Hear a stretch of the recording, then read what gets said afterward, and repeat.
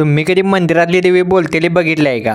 तर कसं काय एकदम टॉपचं पब्लिक. तर आज मी निघालतो आमच्या मामाच्या गावाला आणि लय दिवसापासून आमची मम्मी म्हणालती की मामाच्या गावाला जरा जाऊन येऊया. मी पण म्हटलं चल जाऊन येऊया. मी पण लय दिवस जायला नव्हतो आणि आमच्या मामाच्या गावापाशी एक मंदिर आहे आणि ते तुम्हाला दाखवायचं होतं. आता या मंदिरापाशी तर आलोय. आता या मंदिराचा काय विषय तुम्हाला सांगतो. ही जी लक्ष्मी देवी आहे ती डायरेक्ट त्या गुरुवांच्या बरोबर बोलते. असं मी नाही म्हणत, ते गुरव मामा म्हणतात. तुमच्यावर डायरेक्ट देवी बोलते.